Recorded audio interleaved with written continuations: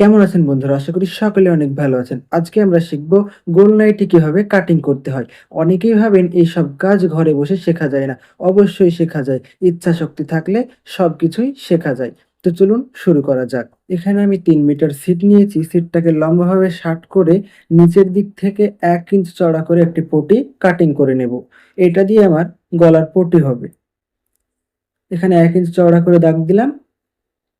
এবার এটাকে সোজা করে নিচ্ছি দাগটাকে। এবার এটাকে কাটিং করে নিচ্ছি। কাটিং করা হয়ে গেল। এটাকে সরিয়ে রাখার পরে বাদবাকি ছিটটুকু আমাকে লম্বাভাবে ৪ ভাঁজে ভাঁজ করে নিতে হবে। এখানে আমি লম্বাভাবে ৪ ভাঁজে ভাঁজ করে নিয়েছি। নিচের দিকে বন্ধ সাইড, বিপরীত দিকে খোলা সাইড রেখেছি। এবার উপর থেকে ঝুলের মাপ নিতে হবে। যার জন্য বানাবেন তার যতটুকু ঝুল হবে তার থেকে ২ ইঞ্চ এক্সট্রা নিতে হবে সেলাইয়ের জন্য। তো এখানে আমি এক্সট্রা নিয়ে নিয়েছি। এবার আমি ছিটের বহরটা মেপে নেব। এখানে আসছে আমার ১৭ ইঞ্চ। টোটাল বহর হচ্ছে ৩৪ ইঞ্চ। এবার গোল নাইটির ক্ষেত্রে সর্বপ্রথমে আমাকে খোলা সাইডের দিক থেকে মাপ নিতে হবে।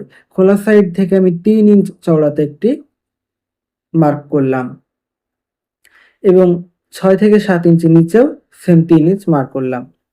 এবার একটা সোজা দাগ টেনে নেব ৭ ইঞ্চ লম্বা করে। ৭ ইঞ্চ লম্বা করে দাগটা দিয়ে নিলাম। এখানে আমার আর্মহোল হবে। এবার এই যে ৩ ইঞ্চ দাগটা দিলাম সেই দাগ থেকে আবার ৪ ইঞ্চ নিতে হবে।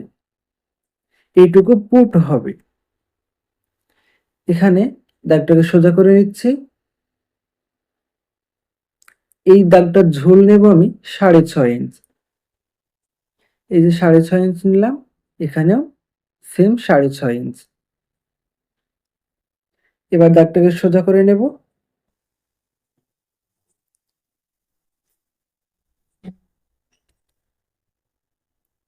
সোজা করে নিলাম।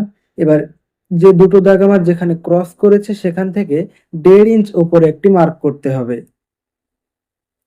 এবার এই ১.৫ ইঞ্চকে কেন্দ্র করে গলাটাকে শেপ দিয়ে নিতে হবে গোল। শেপটা দেওয়া হয়েছে। এবার একদম উপর থেকে আমি ফিতাটাকে এভাবে গলার শেপ বরাবর ঘুরিয়ে ৫.৫ ইঞ্চিতে একটি মার্ক করলাম। এখান থেকে আমার গলার কুচিটা শুরু হবে গোল নাইটির। এবার আর্মহোলের শেপটা দিয়ে নেব। আর্মহোলের শেপটা দিয়ে নিলাম। এবার এই মার্ক বরাবর আমি কাটিং করে নেব।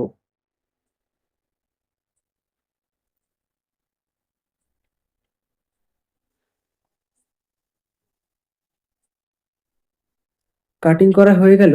এবার যে চিহ্নিত করেছিলাম কুচি দেওয়ার জন্য সেখানে একটা কাট বসিয়ে নিলাম এবং পুটের ওখানটাতেও একটা কাট বসিয়ে নিলাম। এবার আমি আর্মহোলটাকে মেপে দেখে নেব কতটুকু হয়েছে। এখানে আমার ৯.৫ ইঞ্চ হয়েছে। এবার এটাকে সরিয়ে রাখছি। এবার আমাকে হাতা কাটিং করতে হবে। তো আর্মহোল থেকে যে ছিটটুকু বেরোলো সেটুকুর কোনো প্রয়োজন নেই এবং গলা থেকে যে ছিটটুকু বেরিয়েছে এটা দিয়ে আমাকে হাতা কাটিং করতে হবে। উপরে আছে আমার ৬.৫ ইঞ্চ হাতার ঝুল এবং নিচে নিলাম আমি ৪ ইঞ্চ। এখানে একটা সোজা দাগ দিয়ে নেব। এবার এখানে হাতার শেপ দিয়ে নেব।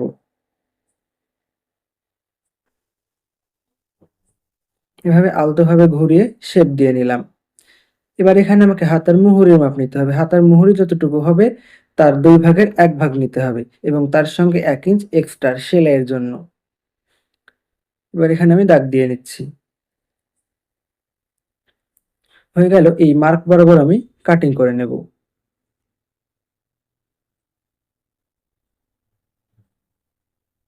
এই সাইডটা কাটিং করে নিলাম। এবার আমি এখানে মেপে দেখব এটা কতটুকু এসেছে। কেননা আমার আর্মহোল এসেছিল ৯.৫ ইঞ্চ, এখানে আমাকে ৯.৫ ইঞ্চ রাখতে হবে। তো আমার ৯.৫ ইঞ্চ ছিল, আমি কেটে নিলাম। এবার হাতার যে জোড়া সাইডটা এটাকেও কেটে নিতে হবে। এখান থেকে দুটো হাতা বেরিয়ে পড়বে। এখানে আমার পুরো নাইটিটা কাটিং করা হয়ে গেল। আজকে এই পর্যন্তই। দেখা হচ্ছে আবার পরের ভিডিওতে।